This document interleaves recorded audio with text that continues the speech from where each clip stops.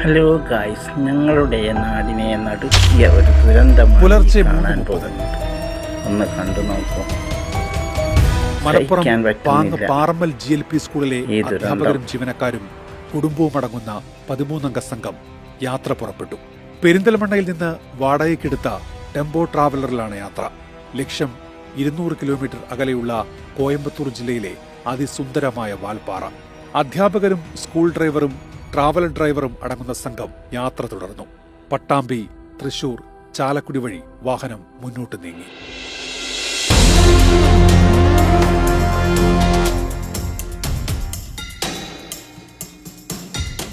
രാവിലെ 8 മണിയോടെ സംഘം ഏഴാറ്റുമുഖവും പിന്നിട്ട് അതിരപ്പള്ളി വെള്ളച്ചാട്ടത്തിന് സമീപം.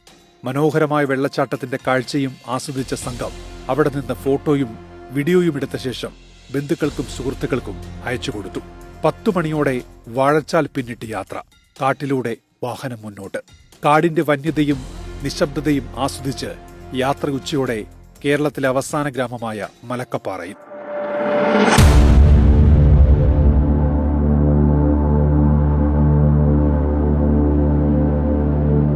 ഉച്ചഭക്ഷണത്തിന് ശേഷം യാത്ര വീണ്ടും ആരംഭിച്ചു. അടുത്ത ലക്ഷ്യം തമിഴ്നാട്ടിലെ വാൽപ്പാറ. വാൽപ്പാറയുടെ മനോഹാരിത ആസ്വദിച്ച് പൊള്ളാച്ചി, പാലക്കാട് വഴി തിരികെ പാങ്ങിലെത്തുകയായിരുന്നു ലക്ഷ്യം. വാൽപ്പാറയിലെ തേയിലത്തോട്ടങ്ങളും തടാകവും കണ്ട് വാഹനം വീണ്ടും മുന്നോട്ട്.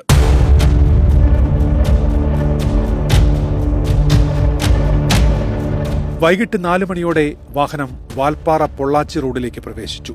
40 ഹെയർപിൻ വളവുകൾ അടങ്ങിയ അതീവ അപകടം പിടിച്ച വഴിയാണ് ഇനി മുന്നിൽ. ഡ്രൈവർ ഫായിസ് ശ്രദ്ധിച്ച് വാഹനം ഓടിച്ചുകൊണ്ടിരുന്നു.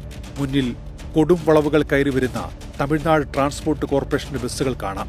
സാവധാനം ബ്രേക്ക് പിടിച്ച് വാഹനം മുന്നോട്ട്.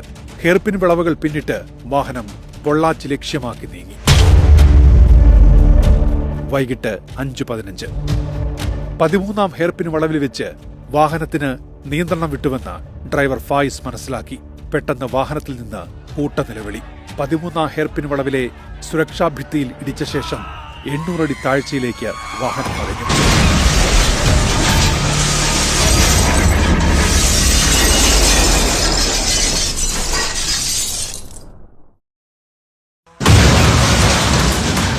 വന്നു വീണത് 9-ാം ഹെയർപിൻ വളവിൽ. വീഴ്ചയിൽ വാഹനം തകർന്ന് തരിപ്പണമായി. ജീവനായി അവർ നിലവിളിച്ചു. വഴിയിലുണ്ടായിരുന്ന മറ്റ് യാത്രക്കാർ ഓടിയെത്തി. പലരും സംഭവസ്ഥലത്ത് വെച്ച് തന്നെ മരിച്ചു. പിന്നാലെ വനംവകുപ്പും ഫയർഫോഴ്സ് സംഘവും വാൽപ്പാറയിൽ നിന്ന് ദുരന്ത സ്ഥലത്തേക്ക് കുതിച്ചു. അപ്പോഴേക്കും ദുരന്തം ആ സംഘത്തിന്റെ സന്തോഷം കവർന്നിരുന്നു.